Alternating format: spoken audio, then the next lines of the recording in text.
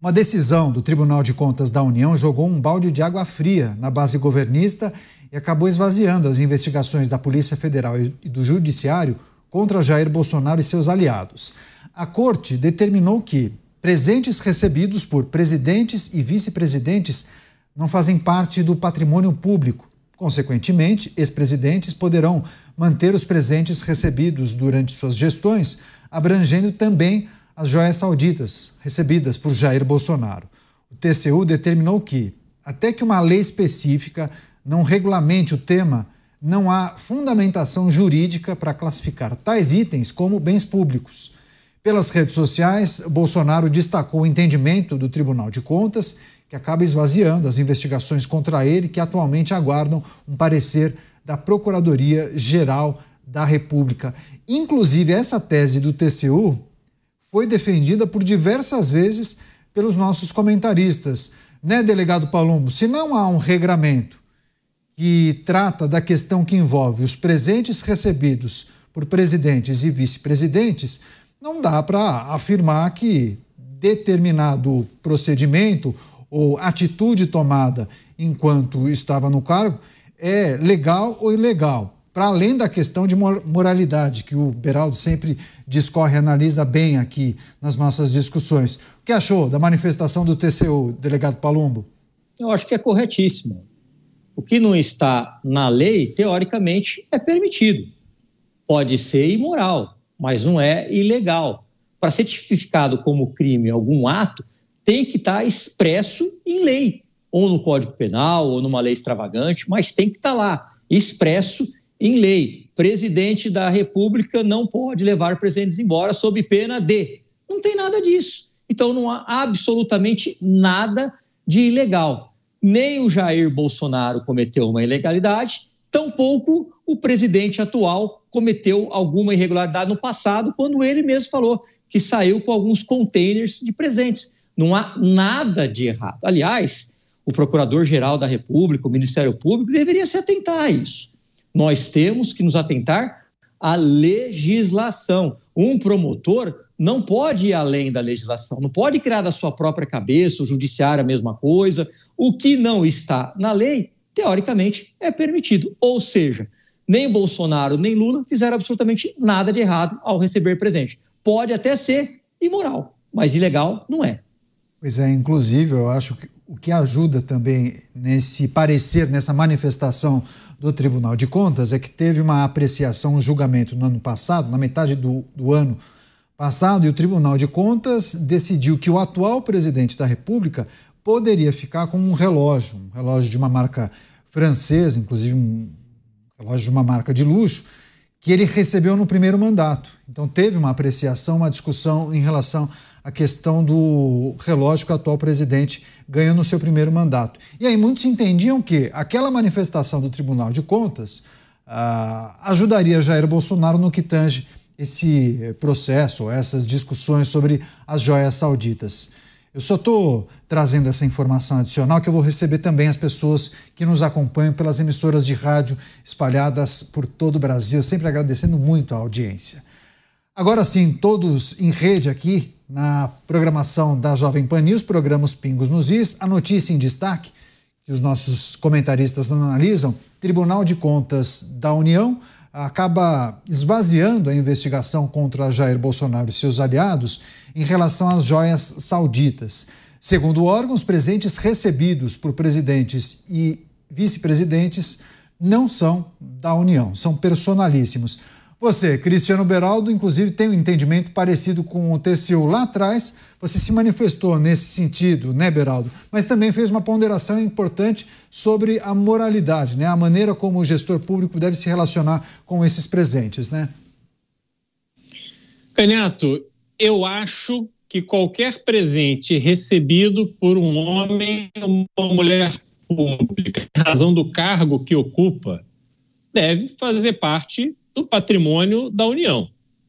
Eu acho extremamente mesquinho um presidente da República que recebe um presente de uma autoridade, de um chefe de Estado, e depois vende esse presente para auferir ali algum tipo de dinheiro, na verdade, somas expressivas de dinheiro em razão daquele presente caro que recebeu.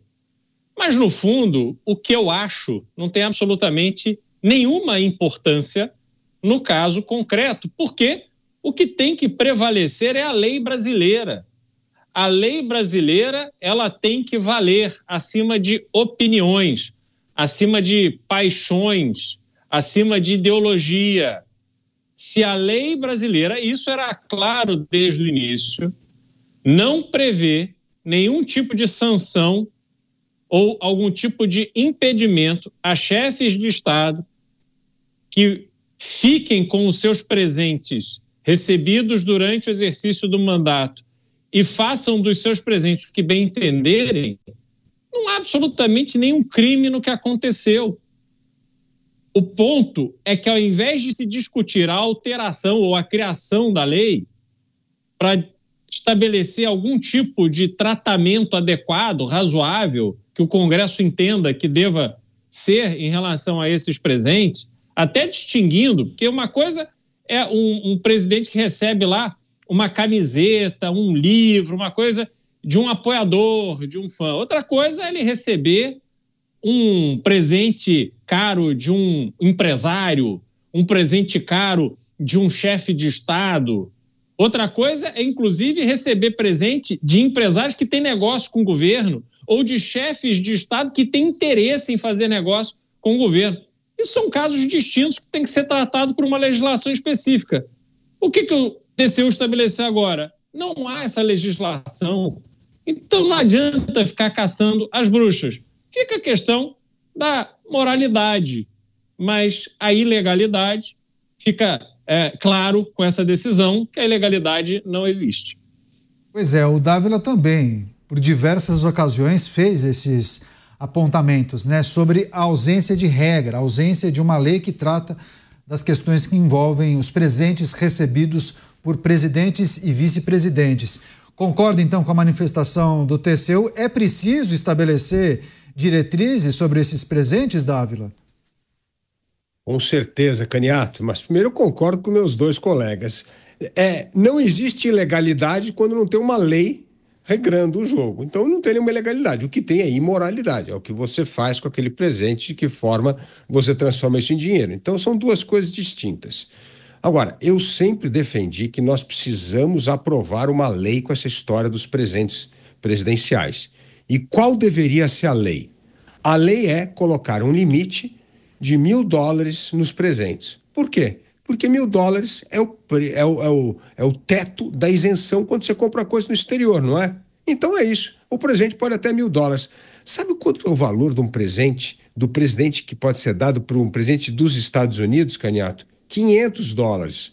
A gente está dando o dobro, está dando aí o que é a isenção da Receita Federal, $1.000. Se você definir com $1.000, é óbvio que é personalíssimo esse presente, porque você não vai dar do $1.000 uma coisa que vai ser guardado pro país como uma coisa importante. Pelo contrário, você vai ter aí um gasto de, provavelmente, de lugar para depósito desses presentes, para armazenar esse presente, que vai ser maior do que o próprio custo do presente. Então, melhor não ter. Então, assim, tem que passar uma lei determinando que presente presidencial não pode passar de $1.000. Acabou, resolve, é tudo personalismo, leva para casa, faz o que quer com o presente. Mas se não tiver uma lei especificando, criando o teto, nós vamos continuar com esse problema que nós tivemos com os presidentes passados. E não foi só com o Jair Bolsonaro, não. Tivemos esse problema, o presidente atual saiu com 17 containers de presente. Então, assim, isso não existe. Agora limita. Olha, um bom projeto para o delegado Palumbo. Aí, o delegado Palumbo, projeto é o seguinte: presidente pode ter presente até $1.000. Depois de $1.000 não pode. Por quê? Porque o preço da isenção. Pronto, fica com o presente, acaba e essa polêmica deixa de existir.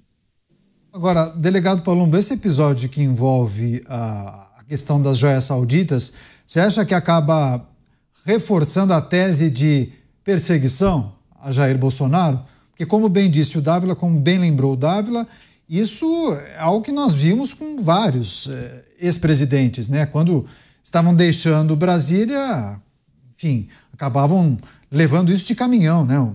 Justamente em razão do grande volume de presentes.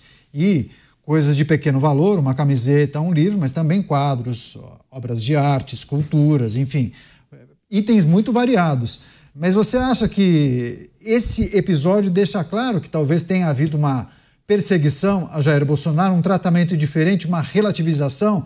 Ah, esse pode, esse daqui não pode. Exatamente, é perseguição. Eu cansei de ouvir, ladrão de joias. Mas qual o crime? Foi um presente.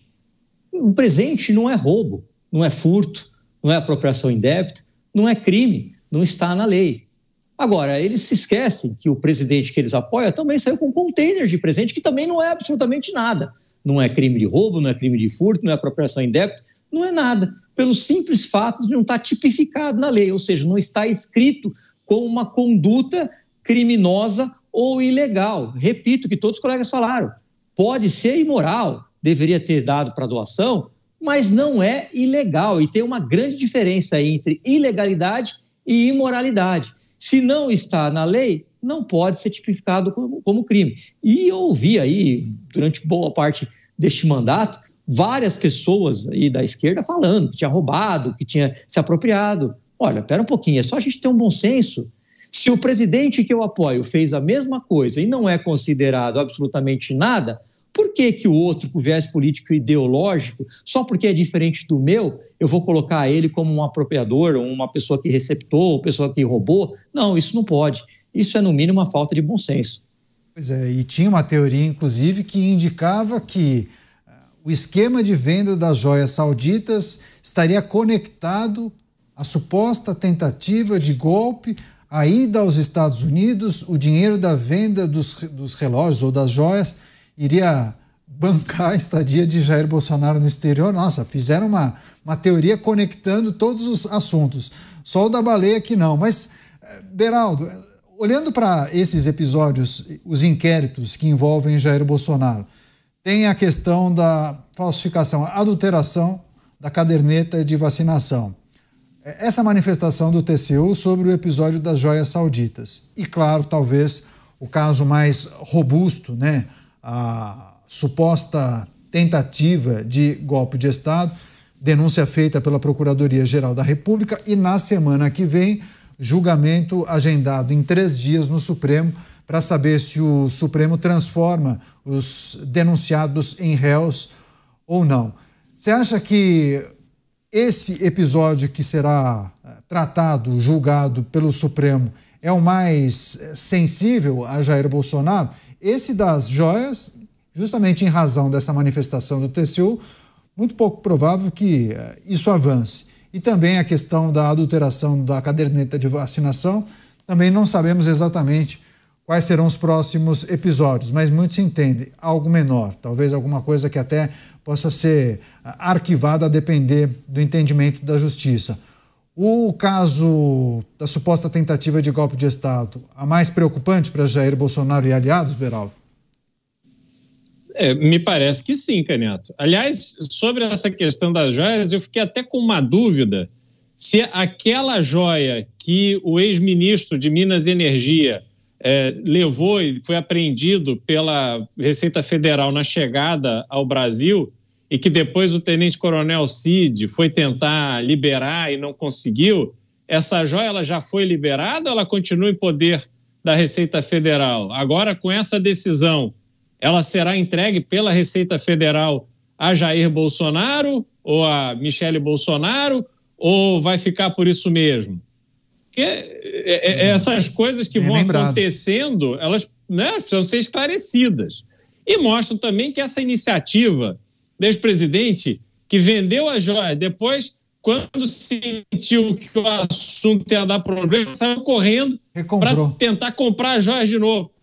Ou você tem uma convicção no seu posicionamento ou você não tem. Eu não vejo motivo para ficar nessa dúvida. Até porque me parecia muito claro o que a legislação dizia. A acusação vem pelo ambiente político em que nos encontramos, onde tudo vira um carnaval, tudo vira um escândalo, tentando enfraquecer o oponente. E aí, dentro da tua pergunta, Canhoto, quando a gente olha para essa denúncia que está para ser aceita pelo Supremo Tribunal Federal em relação a uma organização, né, a discussão de uma tentativa de golpe por parte de Jair Bolsonaro e o seu grupo que estava ali no Palácio do Planalto às vésperas da eleição e posse do novo presidente, eu não vejo qual é o caminho por onde ele vai se livrar disso. Me parece muito claro que há uma disposição de colocá-lo no banco dos réus para que ele responda por essas acusações. E a gente vê que, inclusive, Flávio Dino e Cristiano Zanin, que, aos olhos de qualquer pessoa, deveriam se declarar impedidos em razão da relação que tem com Jair Bolsonaro, eles estão ali, agora vai para o plenário decidir se estão impedidos ou não, que é uma coisa até constrangedora, né? A pessoa, o juiz deve dizer, olha, eu entrei com uma ação contra esse réu, então eu não posso ser um juiz nessa ação, ou eu advoguei contra o réu, então eu não posso. Isso me parece muito sereno, muito tranquilo, mas até isso vira uma discussão e tal que a gente mais ou menos sabe como é que vai acabar. Então, infelizmente, eu não vejo espaço político para que esse trâmite dentro do STF desemboque em um resultado diferente do que o efetivo indiciamento do ex-presidente. Concorda, Dávila? Vi que você se manifestou no sentido de compreender que o Beraldo acertou em cheio na reflexão dele, olhando para essa possibilidade de transformar os indiciados, os denunciados em réus e talvez até na finalização desse processo, né? Não, o Beraldo acertou na mosca. Eu só vou fazer um adendo. Ele falou assim que não há espaço político. Não, Beraldo, é o contrário. Só tem espaço político, não há espaço jurídico nesse caso. Esse caso é totalmente político. É um julgamento absurdamente político, onde todas as regras do jurídico foram esquecidas, foram ignoradas. Não só os casos que bem disse o Beraldo, como juízes que estiveram envolvidos com ações contra o ex-presidente Bolsonaro, como aquela longa lista de ter um juiz que é acusador e vítima do próprio caso, do nosso inquérito de tempo indeterminado e sigiloso, o desrespeito ao devido processo legal e um julgamento inteiramente político, onde parece que o direito e a Constituição foram esquecidas. Ou seja, é uma pena a Suprema Corte brasileira, nesse momento, ignorar a Constituição e fazer um julgamento político. Isso mostra que o Brasil, mais uma vez, perdeu a chance de fazer valer o direito e a política se sobrepôs ao direito. Isto é muito ruim para um país que deveria prezar a sua Constituição. Zenildo Oliveira, Valdir Monteiro, Maria Antonieta, André Nedilha, pessoas que sempre acompanham a programação da Jovem Pan News, obrigado pelas mensagens.